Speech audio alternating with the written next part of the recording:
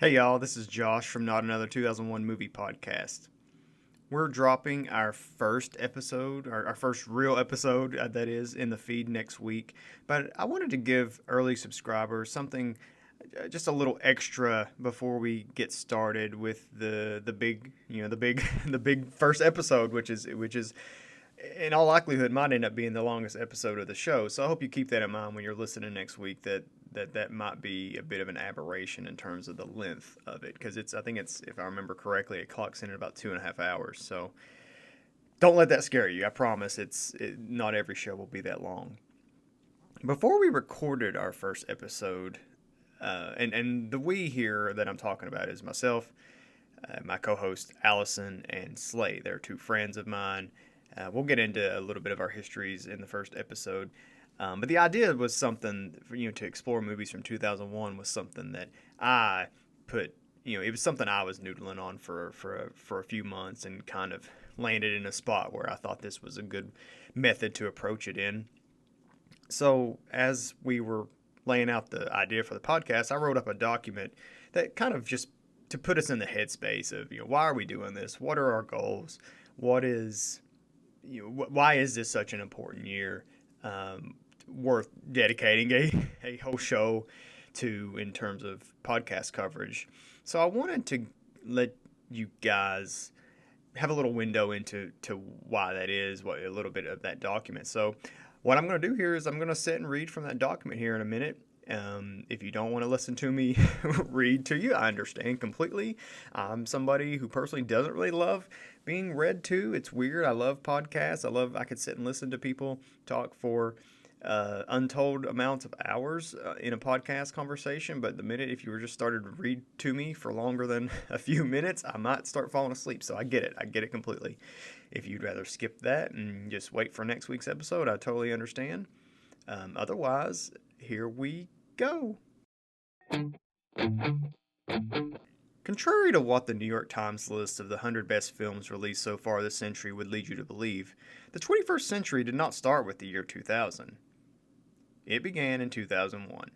While the year is too often disrespected as the progenitor of its century and millennium, it is forever etched into the memory of most Americans living at the time due to the terrorist attacks on U.S. soil that occurred on September 11th, 2001. This was not long after the country kicked off the first term of a hotly contested and disputed presidential election that ultimately was decided by the U.S. Supreme Court. The domestic and worldwide ramifications of these events were consequential, to say the least. In hindsight, it's easy to see why a world already tensed up by fears of Y2K and general uncertainty about the technology creeping into our lives would respond to these shocks by further retreating into a fantasy book series written for children, spurring it to otherworldly success.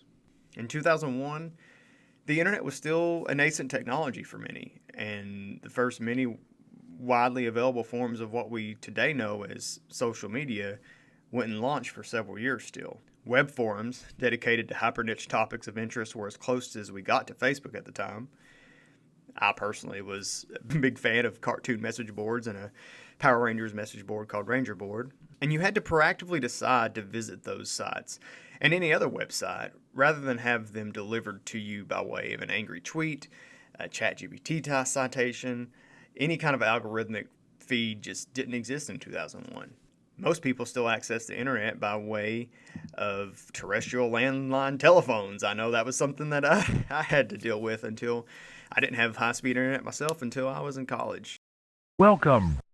You've got mail. Wide adoption of cell phones was still several years away. We didn't have cell phones at the time, so your grandma could call you a couple times and derail you in the middle of a Newgrounds Flash game. It was so easy to just get knocked off the internet by mistake, completely out of your control. Goodbye. On traditional broadcast television, scripted veterans like ER and Friends continued to thrive, but the hottest show in the country in 2001 was something called Survivor. It was a much cheaper to produce reality TV show, which in the course of this podcast production will air its 50th season in the United States, which is just incredibly crazy to say out loud. Concurrently, cable TV, less burdened by the constraints of broadcast standards and practices, also crept into tens of millions more homes by the turn of the century. At that time, MTV was among the most popular cable networks. It even still played music then. Most people still listen to music via CD, but the rapid ascent of peer-to-peer file sharing network, that is, Napster, which had more than 20 million users in less than 2 years before it shuttered in July of 2001, conditioned people for a world where music could be listened to without physical media. Apple released the first version of iTunes in January 2001, and the first iteration of a device that would drastically alter the course of human history came out in November of the same year. It was called the iPod. That device was a natural companion to Nintendo's Game Boy Advance, which came out in March of 2001 and was the first major successor to the company's popular line of handheld video game consoles.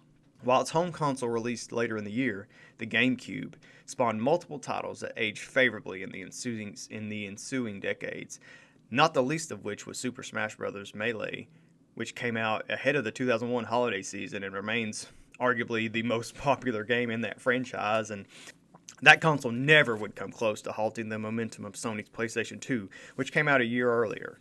5 of the top 10 bestsellers just in 2001 in terms of individual games, among them Grand Theft Auto 3 and Final Fantasy X, were exclusive to the PS2 at the time. Welcome to the third place. A little company called Microsoft entered the home gaming console arena this year with its Xbox, which came to the market just a few weeks after Windows XP, a massively popular overhaul of its operating system that remained in use by a portion of the world nearly 2 decades after its original release. The prepackaged desktop wallpaper might be the most recognizable photograph born in the internet era. That a wallpaper entitled Bliss later inspired an officially licensed pair of Crocs is the kind of irony you can't script. That's fascinating. While many of 2001's artifacts are worthy of examination, and this show will absolutely do that, incidentally if not intentionally, its movies collectively make a particularly salient gateway through which to reflect on a linchpin year. Just take the top 10 films at the domestic box office, which raked in a then record $7.9 billion. The top 2 films, adapted from fantasy novels released 43 years apart, offer a glimpse into the intellectual property arms race that would overtake Hollywood in the preceding decades. 5 others were sequels to recent hits or remakes of existing intellectual property. 2 were animated films destined for further exploitation. The only top 10 performer with no shot of franchise-making plans was, ironically, based on a real-life act of war that occurred on U.S. soil. Audiences turned out in droves to see A Beautiful Mind, a biopic about a renowned mathematician living with schizophrenia that was later recognized as the year's best picture by the Motion Picture Academy of America. Quality of the film aside, it remains one of the odder Best Picture winners in Oscar history, and that moviegoers made it the 11th grossing movie of the year says something? 52 films released in 2001 grossed at least $50 million domestically, a mark first eclipsed in 2003. In 2025 dollars, that equates to $91 million. In 2019, the highest box office year on record, only 43 films reached $90 million or higher, and that's after inflation. Money isn't everything, of course, but it isn't nothing when you're talking movies. 12 2001 films have been officially released through Criterion, a media publisher and tastemaker among cinephiles. One might dispute highlighting the subjectivity of a single boutique physical media distributor, but its existence dates back to the 1980s, and its stature in the minds of collectors and preservationists has only heightened in a modern media environment that seems to be pushing back ever so slightly against the proliferation of subscription streaming services. It just happens to be a pleasant coincidence that 2001 was the first year in which DVD players outsold VCRs. While the format debuted in the mid-1990s, the adoption of DVDs surged after the turn of the century, and it continues, despite the release of 2 generations of improved formats, to dominate home media sale charts. It remains the most widely available format on which many of 2001's hidden gems can be purchased. Many have never been officially distributed in a high-definition physical format at all. For those who came of age in the 2000s, younger to middle-aged millennials, that is, 2001 is a pivotal year whose movies continue to offer a window into the world they thought they'd enter and the ones they wish they could. Unprecedented events marred their childhoods, and while more followed, it's perhaps easier to go back to where they all started. Maybe it's because, in most cases, these were among the last flicks produced without the knowledge of what would come to pass. Maybe it's just because Shrek was a subversive distraction from what all the adults were worried about, long before most of us knew what the word subversive meant. So what are we doing here? The 21st century started in chaos and through nearly 3 decades didn't really seem beyond that. While Not Another 2001 Movie podcast will reminisce about, celebrate, and lambast movies released solely in the year 2001, we will also examine them through the lens of, what does this movie mean and say about us 25 years later? That can go into a lot of different directions and sometimes could make listeners uneasy, but our hope is to deliver something beyond a casual rewatch podcast that cracks a few jokes while walking through the plot of a movie and then hands out a review. We'll have plenty of laughs. I can confidently say that after as of now, we've recorded close to 10 or 11 episodes. We will have tons of laughs. But we'd also really like to inspire consideration and conversation about these movies, but also ourselves. Our show will consist of primarily 52 episodes released once a week throughout the 2026 calendar year. We will introduce the host, table set the year in episode 1. Then episodes 2 through 51 will be dedicated to coverage of films, solely individual films, that is.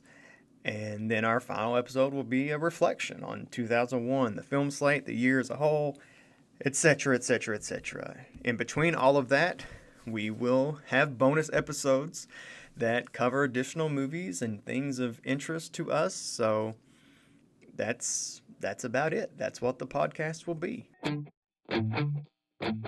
Every year ends, and our show will too. I think that's pretty clear with what I just read to you. But we plan to be in your ears and eyes for the entirety of 2026. But come 2027, we are done. We won't be recording any more episodes of this show after 2026 ends, and that's sad to think about and even say out loud. Especially, at the time I'm recording this episode 0, what I'm calling it, we have had a blast. It's so weird already to think about giving up this show and talking with my friends about these movies, because we have legitimately had a lot of fun. It's been a real big bright spot in my life personally, and I think the others would say the same.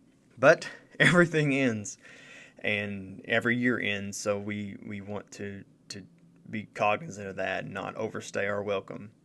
So in the meantime, we hope you enjoy the ride as much as we expect to continue enjoying the ride ourselves. I hope you'll tell your friends about us. I hope you'll follow us on Instagram, YouTube, etc., etc.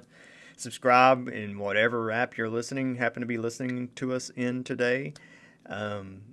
Leave reviews, comments, feedback.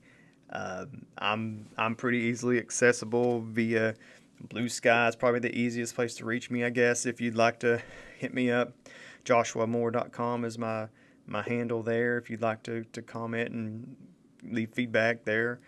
Otherwise, I can't wait to get started on this ride with you guys. And next week, we're hopping in the time machine. 5, 4, 3, 2, Happy New Year 2001! In the morning, I'm making waffles. Whoever said orange was the new pink was seriously disturbed. And when it comes to huge openings, a lot of people think of me. Just call me a fuck ass. Green? Scary. I get nasty when I'm horny.